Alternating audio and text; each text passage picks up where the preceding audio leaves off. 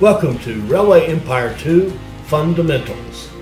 Alright, hi, this is Attican and welcome to another Railway Empire 2 Fundamentals video. We're going to talk about the pathing that the trains take in this game. Now, it's very, very simple. By default, all train routes, once you set them up, will automatically take the shortest possible route from where they're starting to where they're going. That's it. That's the whole deal. And you need to understand that and learn how to control that so that you can get your trains behaving the way you want them to. And to be honest with you, I think one of the mistakes that people make when they get frustrated with the game, or they go, "Oh, this is a horrible design. Who did this? This sucks. This doesn't work." What they're doing is saying, well, it's obvious to me that the train ought to go that way because that's a passenger line and this is a freight line and I wanted to do this. Well, the game doesn't know that. You got to tell it. So here's how you tell it. Let's set up a line. Let's say we want passengers running from Halifax to Moncton. And I've got this set up here where I've got kind of what I would suspect is a typical thing for many of you playing this game, where you have 4 tracks coming out of a station. And you want to have 2 of them run freight and 2 of them run passengers.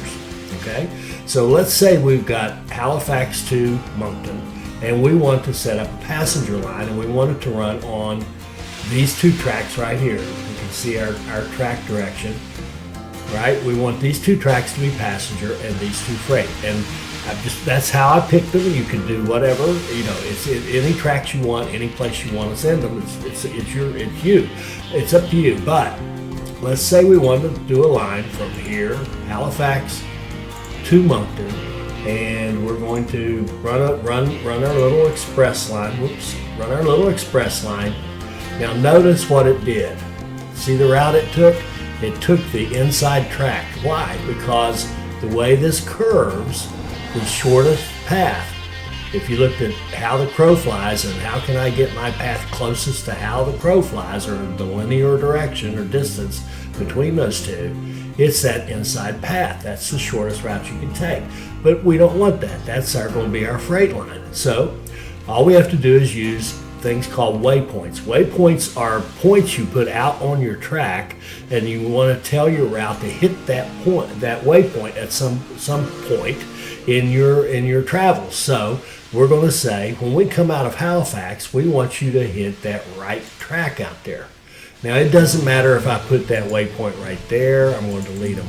It doesn't matter if I put it there or if I put it over here somewhere. As long as it's on that track that I want and the route that I want, and there's no other way to go, I'm good. So I'm going to put a point right there and say, when you come out of Halifax, hit that point, and then when you come out of Moncton, hit that point. Now, notice it popped over to these 2 lines. Now we got it exactly what we want, right? No, actually we don't. What it's going to do right now is it would run from Halifax and it would run to Moncton, and it would use the right track. But on the way back, it would come back here and say, oh, now I've got to hit point 1. So it would actually go into Halifax and come out and hit point 1. And then it would say, oh, wait, and now I've got to hit point 2. It would run all the way back to Moncton and come back and hit point 2, and then it would go in. And notice the time it's taking. It's 20 days. Now, what we can do now is say, okay, well, I know that Halifax was supposed to be point 1, so I can click on waypoint 1 and just drag it up like this. See the little arrow right up there that pops up? That says we're going to insert it in there.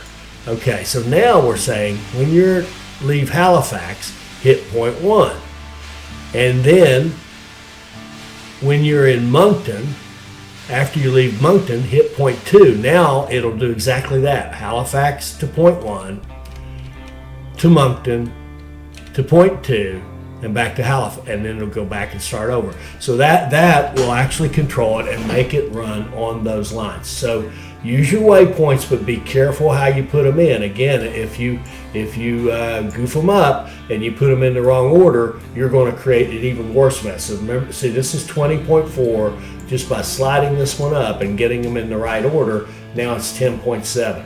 right? It takes half as much time because, in effect, by having those waypoints messed up, you were making every trip be 2 trips because it had to run back and forth an extra time. Okay, so that's how you would do that to control the setup. Now let's say that we were going to, I'll confirm that. Let's say we were going to run a line, and there's another video coming out on this particular design. But say we were going to run a freight line that looks like this, and we got our freight train, and we look at that, and we want to run from Halifax to a warehouse to Moncton to a warehouse. Notice it by default took these down here. Are we good to go? You could be if you look at this one. Nothing else is going to happen. That's the way it's got to be. And one of the reasons is we wanted to go into this warehouse, which is down here off the bottom track anyway. You're probably good. If you wanted to be super safe, you could add waypoints to this to force it to be here. And if you knew you were going to add more track or something and expand in a different way, then yeah, you might want to consider that. But I would consider that, for me, knowing how I want to do this particular design, I would consider that just perfectly safe to run it just like that, and that would be my line. And I'd run it, hire X number of trains on it, and off we'd go. Now let's look at one last thing. Let's look at this line here as an example. So we've got a line that runs from out here in the corn and runs to this warehouse right here. That's what this thing that says Halmon pass-through is a warehouse. So we've got is a station with a warehouse. So we've got corn running in through there. Now let's take a look at its path. You see the path by going to edit rail line. So look at where it's doing. It's coming in like this.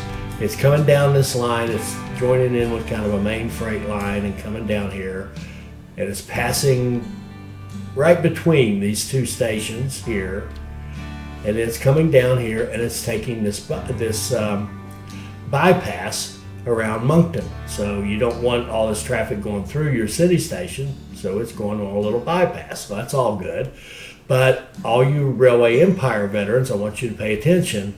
I'm going to take off those waypoints. Look what it did. It went right through the city.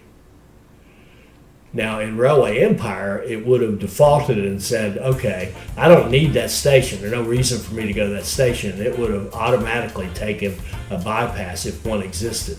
So what you want to do is get in the habit of, if you want to use a bypass, be very explicit and tell it, I want you to go out of Richard Terminal. I want you to go to waypoint 1. And then coming back from your warehouse, go to waypoint 2.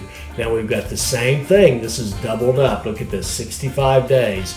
If I move my waypoint up here where it belongs, so Richard Terminal, come out of there where you get your corn and hit waypoint 1. After you've been in the warehouse, hit waypoint 2. Now it's a shorter route, and we're good to go. And why wasn't that one double?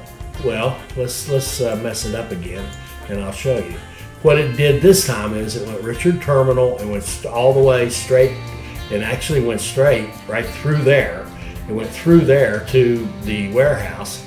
Then it came back and said, I got to hit waypoint 1. Well, waypoint 1's over here. So it ran over here and actually went in this station, which it didn't need, ran back here and hit waypoint 1, and then it said, wait a minute, now I got to hit waypoint 2. So it went back up here, went to the warehouse again, and came back and hit waypoint 2, and then went back to Richard Terminal. So make sure you use your waypoints, but just as importantly, make sure you use them correctly and get them lined up in the correct order so that you're running your trains on your intended line. And if you do those simple things, think about shortest distance, think about waypoints to control which track you use, and then be very careful to get your waypoints in the correct order. You should have 0 problems with pathing in Railway Empire 2. I hope you enjoyed that. I hope it'll help you become a better player. I hope you'll like, comment, and subscribe, and join us for more Railway Empire 2 videos. Thank you.